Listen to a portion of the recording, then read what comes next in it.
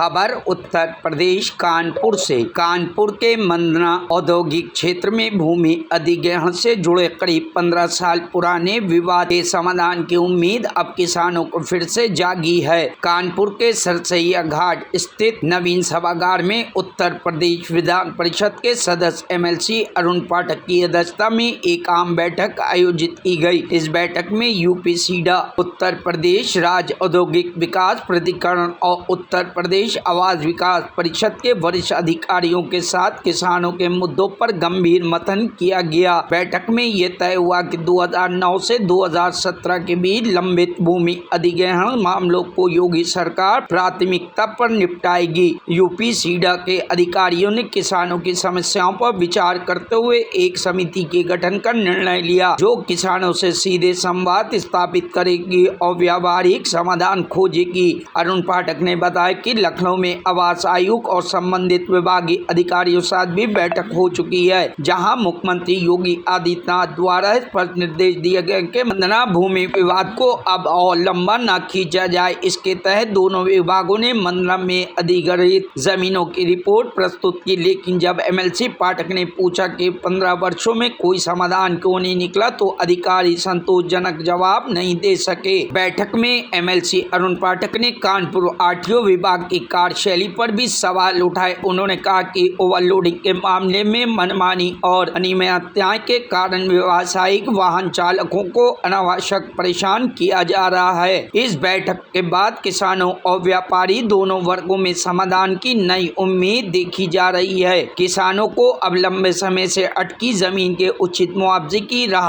आसान लग रही है।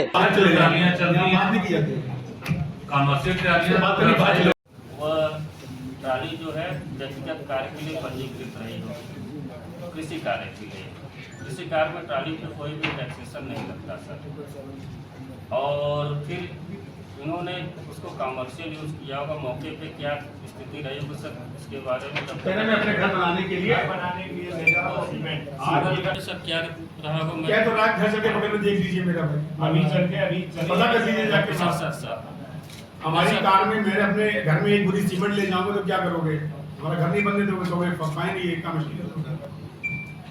औद्योगिक क्षेत्र है जो यूपी सीडा के अंतर्गत था, और वहाँ पर आवास विकास से भी भूमि अधिग्रहण की थी। उससे संबंधित जो वहाँ के किसान स्थानीय लोग हैं, लगभग 10 वर्ष पूर्व आवास विकास ने और आज से लगभग 16 वर्ष पहले यूपी सीडा ने वहाँ पर भूमि अधिग्रहण की थी।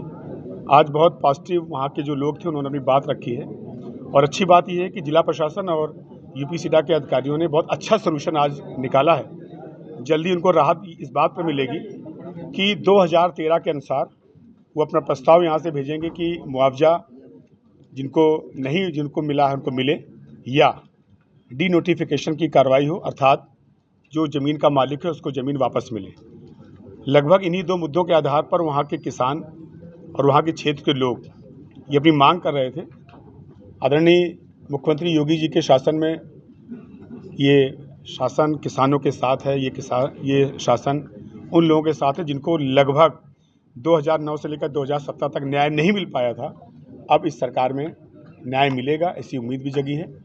और अच्छी बात यह है कि 4 प्रकार के जो केस थे, संबंधित अधिकारी जो यूपी सीडा के एडिशनल CO आए, उन्होंने बताया बहुत पॉजिटिव तरीके से किसानों का पक्ष लेते हुए अपना प्रस्ताव बनाकर शासन को भेज रहे हैं। RTO को लेकर कुछ गाइडेंस जारी की आपने? RTO में हाँ, RTO से जो परिवहन से संबंधित और ख़ास तौर से जो आम जनमानस है उनके द्वारा वहाँ पर जो सुविधाएं जनहित में होनी चाहिए, जैसे गाड़ियों का फिटनेस का है, गाड़ियों के रजिस्ट्रेशन का है, लाइसेंस का है, इसकी एक निश्चित समय सीमा है। उस निश्चित समय सीमा के अंतर्गत वो सभी जन सुविधाएँ जन सामान्य को मिलनी चाहिए, वो इश्योर करके गए हैं। और 15 दिन में उनकी कार्य प्रणाली के में सुधार भी आपको दिखाई पड़ेगा, ऐसी आशा है।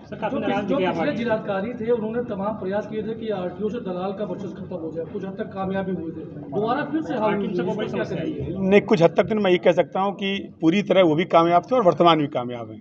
समस्या वहाँ पर दलालों की एक भी नहीं आई है। किसी भी यहाँ जो प्रार्थी आपने देखे होंगे, किसी ने भी ये नहीं कहा कि मैं किसी दलाल के माध्यम से काम कराने गया। वो स्व काम कराने गए। काम का जो ड्यूरेशन तय है वो ड्यूरेशन में काम पूरा हो। आदमी का जो डिपार्टमेंट का जो व्यवहार दोस्ताना हो और आदमी महसूस करे कि जीरो टॉलरेंस के आधार पर ही सरकार काम कर रही है। भैया आपने कहा कि 80,000 रुपये पर मंथ पे वो रह रहे हैं किराए पर, तो ये जो आपने नहीं। बहुत बड़ी बात कही, इसकी की कोई जांच वांच नहीं, मैंने ये नहीं कहा। मैंने ये कहा कि कुछ अधिकारी ऐसे होते हैं जो बहुत महंगे किराए पर रहते हैं और आरओ की वहाँ पर जो उसकी सर्विस है वो भी नहीं हो रही है, उसको जरूर करवाएं ये, और जनहित में उनको पानी की व्यवस्था हो, इस गर्मी में उनको छाएं मिले। कानपुर से कमर आलम की रिपोर्ट, न्यूज़ हब भारत।